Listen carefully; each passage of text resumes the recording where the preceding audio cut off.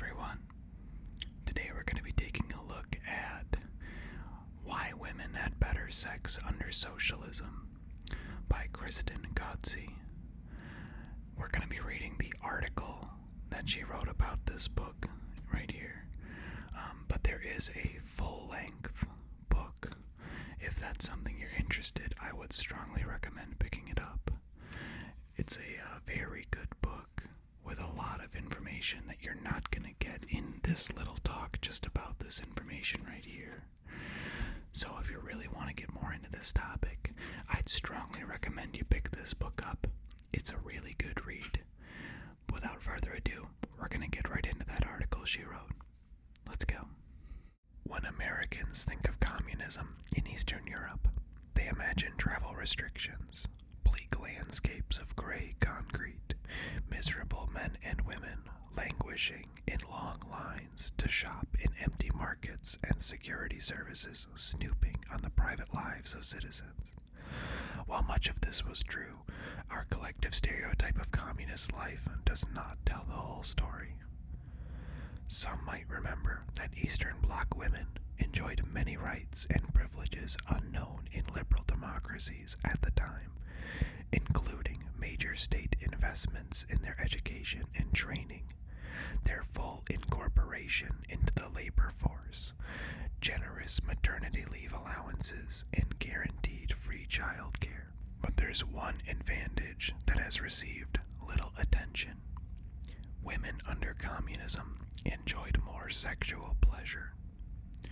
A comparative sociological study of East and West Germans conducted after reunification in 1990 found that Eastern women had twice as many orgasms as Western women.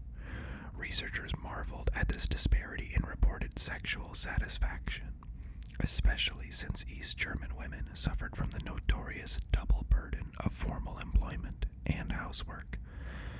In contrast, post-war West German women had stayed home and enjoyed all the labor-saving devices produced by the roaring capitalist economy.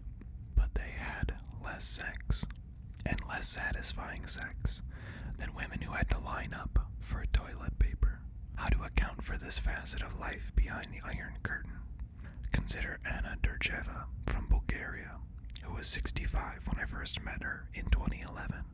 Having lived her first 43 years under communism, she often complained that the new free market hindered Bulgarians' ability to develop healthy amorous relationships. Quote, "Sure, some things were bad during that time, but my life was full of romance," she said.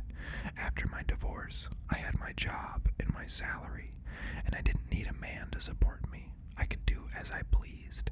End quote.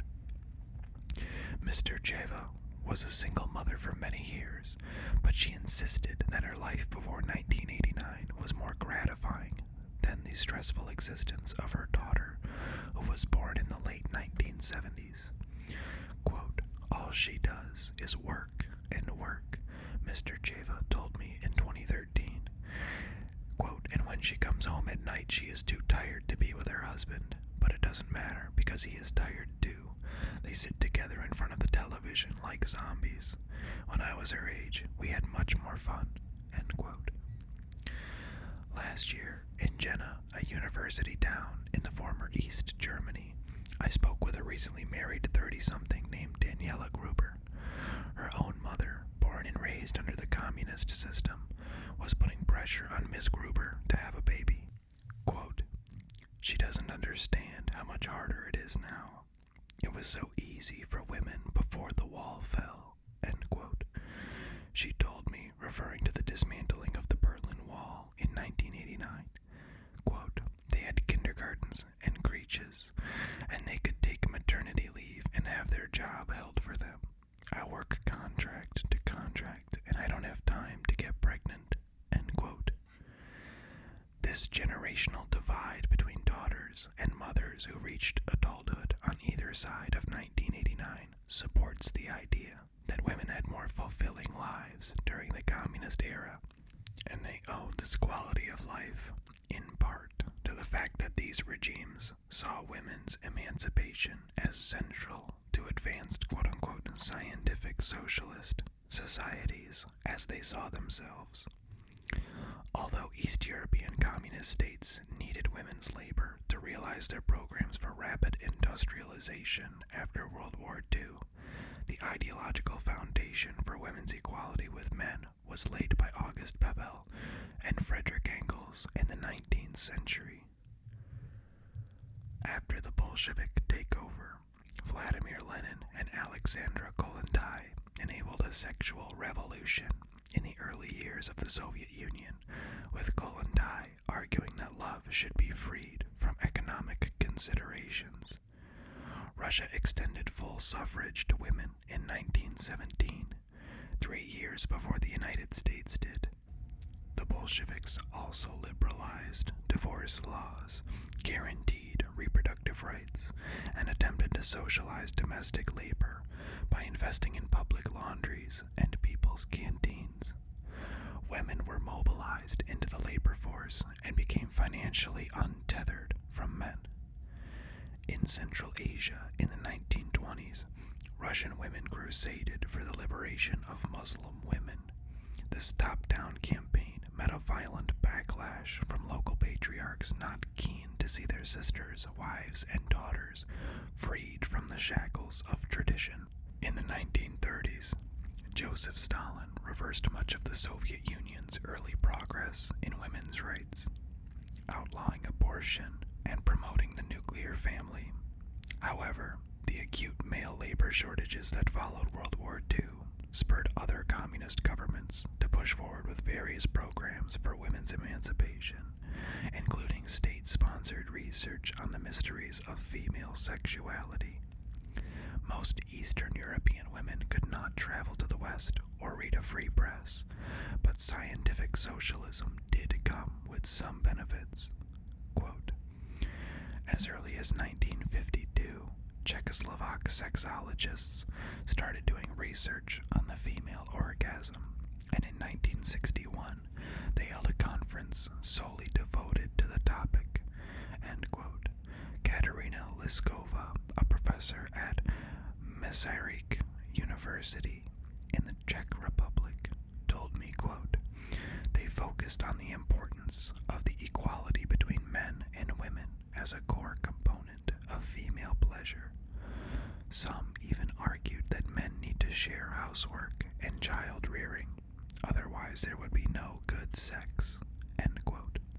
Agnieszka Kozianska, an associate professor of anthropology at the University of Warsaw, told me that pre-1989 Polish sexologists, quote, didn't limit sex to bodily experiences and stressed the importance of social and cultural contexts for sexual pleasure, end quote.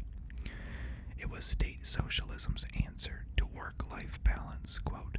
Even the best stimulation, they argued, would not help to achieve pleasure if a woman is stressed or overworked, worried about her future and financial stability. In all the Warsaw Pact countries, the imposition of one-party rule precipitated a sweeping overhaul of laws regarding the family. Communists invested major resources in the education and training of women and in guaranteeing their employment. State-run women's committees sought to re-educate boys to accept girls as full comrades, and they attempted to convince their compatriots that male chauvinism was a remnant of the pre-socialist past. Although gender wage disparities and labor segregation persisted, and although the communists never fully reformed domestic patriarchy, communist women enjoyed a degree of self-sufficiency that few Western women could have imagined. Eastern Bloc women did not need to marry or have sex for money. The socialist state met their basic needs in countries such as Bulgaria, Poland, Hungary, Czechoslovakia, and East Germany, committed extra resources to support single mothers, divorcees, and widows. With the noted exceptions of Romania, Albania, and Stalin's Soviet Union, most Eastern European countries guaranteed access to sex education and abortion. This reduced the social costs of accidental pregnancy and lowered the opportunity costs of becoming a mother. Some liberal feminists in the West grudgingly acknowledged those accomplishments, but were critical of the achievements of state socialism. That's gonna do it for Why Women Have Better Sex Under Socialism. Thanks so much for joining us. Pick this book up if you want to read the full thing and want a little